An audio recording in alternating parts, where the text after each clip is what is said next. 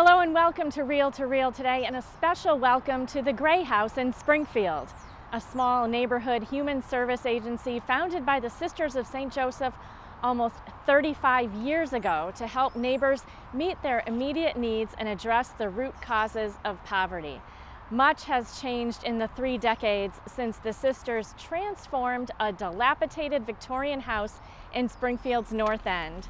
Now feeding about 10,000 people a year, providing academic support and after-school activities for children, transitioning assistance to adults, this house on Sheldon Street is busier than ever. With a budget of more than $250,000, the operation of the Gray House now is under new leadership. TERESA SPAZIANI was appointed this summer. Kathy Harrington visited the Gray House to meet this new executive director. The children of the Gray House Summer Program have good reason to be excited. Today is one of a handful of days they get to stay on site, and there's work to be done in their gardens. With clipboards and rulers in hand, they set to work, measuring the growth of their vegetables and flowers. The garden beds were just a good way to still connect that nature aspect and fit in healthy eating and making healthy choices.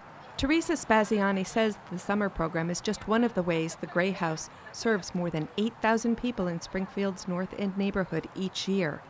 A familiar face at the Human Service Agency, SPAZIANI is passionate about her work.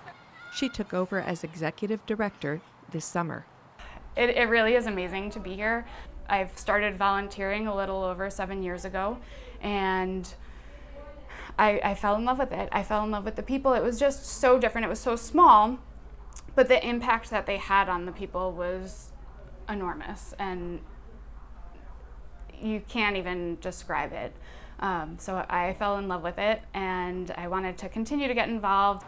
From volunteer to staff member to board member, SPAZIANI knows well the mission of the Gray House.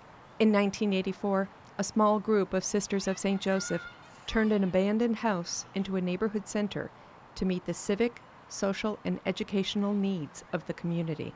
The mission has not changed. It has always been to meet the transitional needs of our neighbors and do that through food, clothing, education, and just offering a safe space where everyone is treated with dignity and respected. People of all religions and cultures walk through their doors. Thanks in part to funding by the annual Catholic Appeal, the Gray House continues its work year-round with its food pantry, adult education program, and the Kids Club after-school program. We have 2 full-time staff, a few part-time staff, but pretty much all of our programs are really brought to life by our volunteers. Our largest fundraiser is our spaghetti supper, which takes place in March. Many of the families served by the Gray House join in. It's an opportunity to get to know the parents and siblings. We want them to feel like we're giving them hope and they are part of a community and can come to us for anything, and we'll help them. One of our counselors for summer program right now, Mercy, she went through the summer program when she was younger, and her mother was in the adult education program. So there's a lot of that crossover between the different services that we offer. The years Mercy spent in the Kids Club have helped her to set her goals. I know that I want to work with kids, so yeah, getting to spend the summer with a lot of kids has helped me realize that I do want to spend my life with kids. That's why I want to be a nurse or a pediatrician. We teach hope, we foster peace, and just make sure that everyone is treated with dignity. For Real to Real, I'm Kathy Harrington.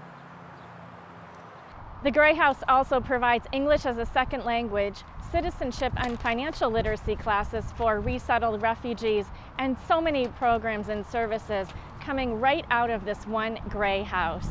And we should also mention that they are all funded in part by the annual Catholic Appeal of the Diocese of Springfield, the charitable drive of the Catholic community here in Western Massachusetts, helping people from all walks of life.